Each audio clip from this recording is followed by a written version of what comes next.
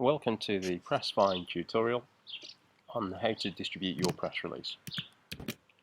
Okay, so we will have already built a contact list for us to distribute to and created the press release. So at this point I'm going to go to click to the press release button at the top of the page, and you can see here these are press releases that I've already created, and I've done so by doing this.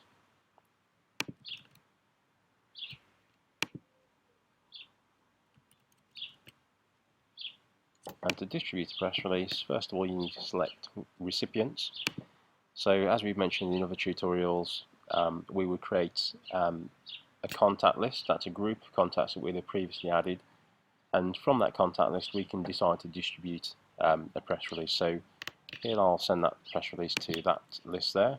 I can add that, and as you can see then that forms part of the distribution list. So as you can see it goes to a total of 5 contacts from 2 different lists. 3 of those are media contacts and 3 of those are stakeholder contacts. To see a preview of what the press release would look like, we can do that actually in the browser, and we can also email it to ourselves. So if we start off with the preview, which is easiest, there are 2 tabs. One is press release, one is newsletter. So press release, that's the logo that we uploaded as our company logo, and this is just a test account, so I've just put a flower there. That's the date the press release was issued, that's the headline of the press release, that's the body of the press release. That tells the journalist that the article is now finished, and then we continue to the notes to editor. That's typically information about the company, a bit of background, the press contact, so whatever you put in your press distribution, whatever content you put in your profile section would go there. This would be the newsletter, so typically that would look slightly different to the new press release, so it's web optimized. And if I perhaps log out of this and log into one of our clients that that has had a little bit more work done on that side of things, so we'll go to the releases tab here, view this here. So this is a better example. This is a live customer, so that's typically what a press release would look like when it's finished.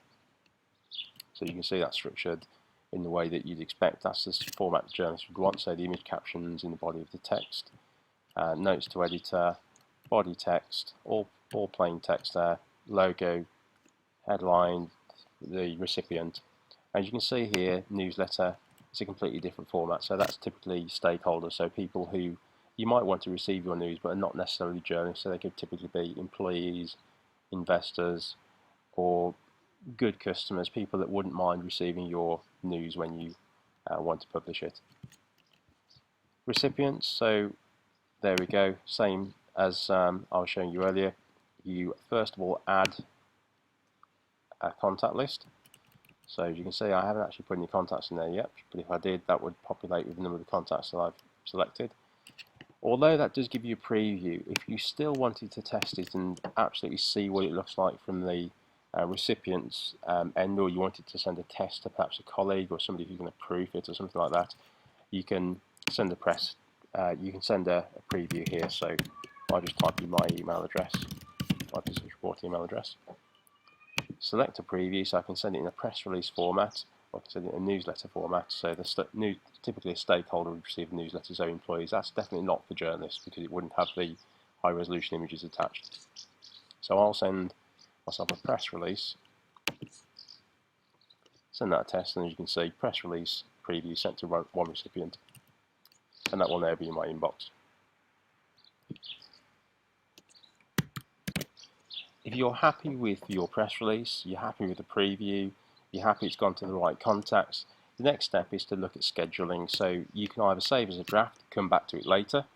You can schedule, so you can decide on a future time that you wanted your press release to be published, or you can send now. It only gives you the option to send now once you've selected a contact list. So I'm going to schedule this for a future date. So let's just say I'm on holiday on the 31st of July, so I'll schedule it for that date, and then I can do all of my work and be sat on the beach and enjoy my holiday. When you're happy with that, you press save and you're all done.